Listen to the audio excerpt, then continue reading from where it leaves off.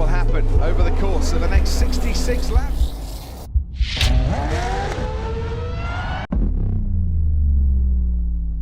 Formula One, the pinnacle of motorsport, a symphony of speed, strategy, and engineering brilliance. But for every breathtaking overtake or nail-biting finish, there's often a moment that makes even the most passionate fan wonder, what just happened?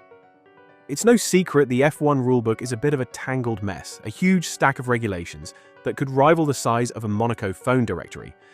This rulebook is a living thing, always evolving as it tries to balance the thrill of competition with safety and constant innovation with fairness for everyone.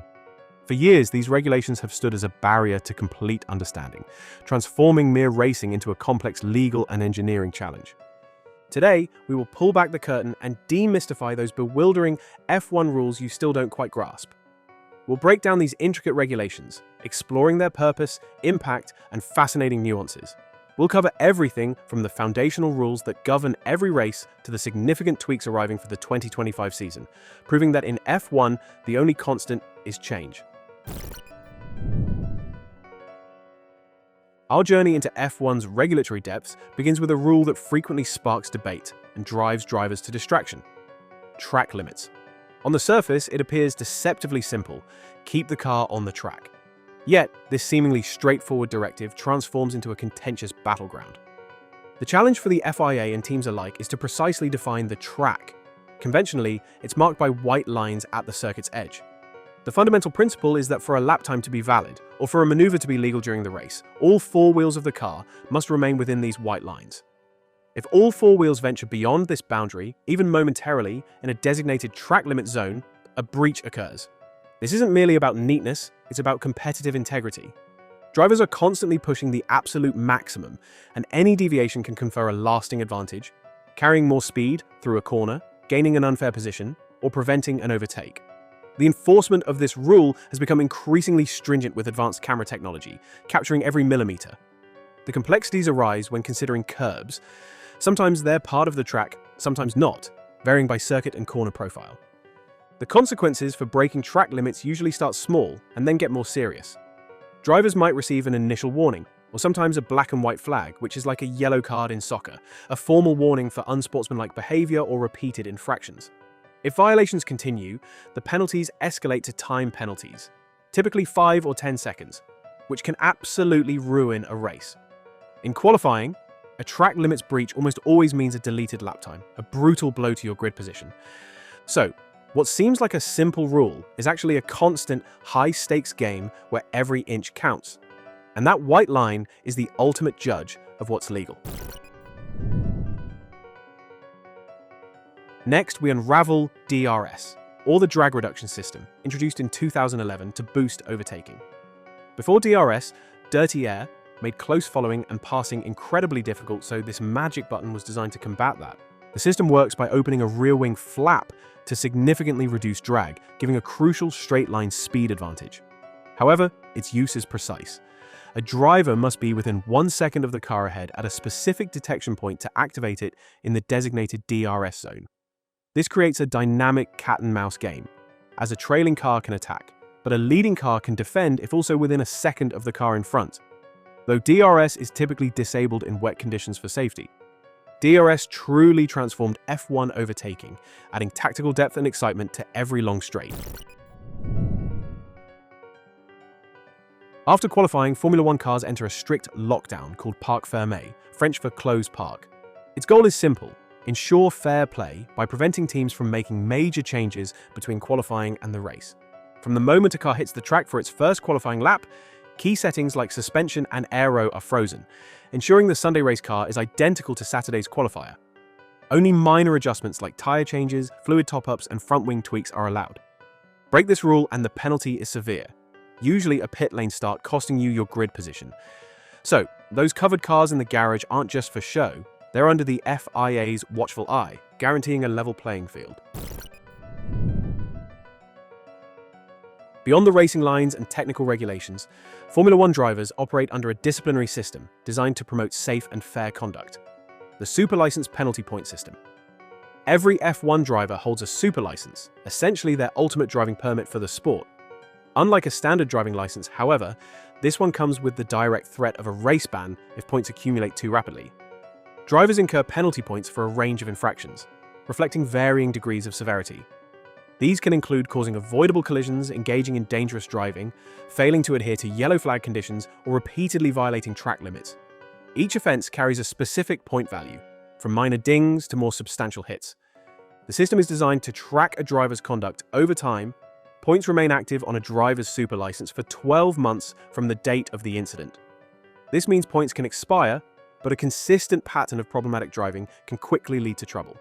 The critical threshold is 12 points. If a driver accumulates 12 or more penalty points within that rolling 12-month period, the consequence is severe, a mandatory one-race ban. This means the driver is prohibited from competing in the next scheduled Grand Prix, a significant setback for both the individual and their team. Kevin Magnussen is a notable example, having served such a ban in the past. The penalty point system serves as a crucial deterrent, maintaining a high standard of driving conduct and ensuring that even the fastest racers adhere to the stringent safety and sporting regulations of Formula One. A relatively recent yet profoundly impactful addition to the F1 rulebook is the budget cap. For decades, Formula One was a spending arms race. Teams with the deepest pockets often translated financial might into on-track dominance. The sheer cost of competing at the highest level threatened the sport's sustainability and competitive balance. To address this, the FIA introduced a spending limit, a revolutionary move aimed at leveling the playing field and promoting financial prudence across the grid. The budget cap, which debuted in 2021 at $145 million, has seen slight adjustments since, primarily for inflation. For the 2025 season, the cap stands at approximately $135 million. This cap covers the vast majority of expenditures directly related to car performance. This includes research and development, design, manufacturing, operational costs, and the salaries of the vast majority of team personnel. However, certain significant expenses are excluded from the cap. These exemptions include driver salaries, a source of much debate, the salaries of a team's 3 highest-paid individuals, marketing expenses, travel costs, and engine development and supply, which are governed by separate, highly complex power unit regulations. Breaching the budget cap carries a range of penalties, reflecting the severity of the overspend. As famously demonstrated by Red Bull Racing's breach, consequences can range from hefty financial fines and restrictions on future aerodynamic testing, a significant competitive disadvantage, to points deductions in both the Constructors' and Drivers' Championships, or even in extreme cases, disqualification. The budget cap is a complex financial frontier, a constant test of innovative accounting as much as engineering, but it is undeniably shaping a more competitive and financially sustainable future for Formula One. Beyond the thrill of the checkered flag, Formula One races are precisely controlled by a vibrant system of flags and lights. These aren't just for show, they're vital, instant messages drivers and teams must react to in a flash, often deciding the race's safety and flow. The yellow flag signifies danger ahead. A single yellow means a localized hazard, requiring drivers to slow down and prohibits overtaking. Double yellow flags indicate a more severe obstruction, demanding drivers be prepared to stop. Safety cars and virtual safety cars often precede or accompany yellow flags for widespread incidents. The red flag is the ultimate stop signal. The session is suspended. This is deployed for major incidents, severe weather conditions rendering the track unsafe, or extensive debris. All cars must return to the pit lane and the race is paused until conditions improve. The blue flag is the courtesy flag. When waved at a driver, it signals that a faster car is approaching from behind to lap them. This isn't a suggestion. Drivers must allow them to pass at the earliest safe opportunity to avoid penalties and maintain fair race flow. Essentially, it ensures slower, lapped cars don't unfairly hold up competitors battling for victory or championship points. Ignoring a blue flag can result in a time penalty, as it impedes a leading car's progress. The black and white flag serves as a sporting warning. It's not an immediate penalty, but it tells a driver their conduct is being watched for unsportsmanlike behavior or minor rule breaks. Think of it like a referee giving a final stern warning. In any sport, you're on notice, and one more similar action will likely lead to a formal penalty. The black flag is the most severe of all: disqualification. When shown to a specific driver, it means their race is immediately over and they must return to the pits. This is reserved for serious rule breaches such as ignoring repeated blue flags or dangerous driving. The green flag acts as the all clear. After a yellow or red flag period, the green flag indicates that the danger has passed and racing can resume. Finally, the iconic start lights. Those iconic F1 start lights are always red. You'll see 5 of them above the grid, and they light up one by one. Once all 5 are glowing, there's a random delay, anywhere from 0.2 to over 3 seconds, before they all suddenly go out. That lights out moment is the signal for drivers to launch, and that random delay is key to keeping the starts fair and all about pure reaction time. Beyond the major pillars, the F1 rulebook is filled with fascinating nuances and subtle regulations that complete the intricate tapestry of the sport.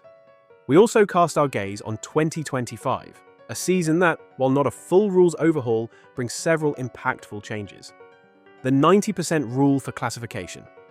A common misconception is that a car must cross the finish line to be classified. In reality, a driver is officially classified as a finisher if they complete 90% of the race distance covered by the race winner, even if they retire before the final lap. This explains why some drivers who seemingly retired still appear in the results.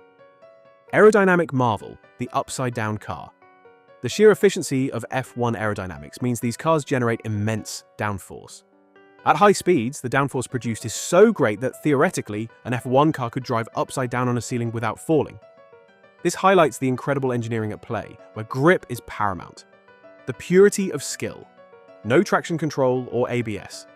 Unlike many road cars or even some other motorsport categories, F1 cars are raw machines designed for pure driver input. They are explicitly forbidden from using electronic driver aids like traction control, which prevents wheel spin or anti-lock braking systems. This means every perfect launch, every precise braking maneuver, and every masterful save is down to the unparalleled skill and feel of the driver, which is why lockups and spins are still commonplace. The obsession with weight, minimum car weight. In F1, every single gram counts. The rules set a minimum weight for the car, driver, and their gear combined. For 2025, this minimum has slightly increased to 800 kilograms, up from 798 kilograms.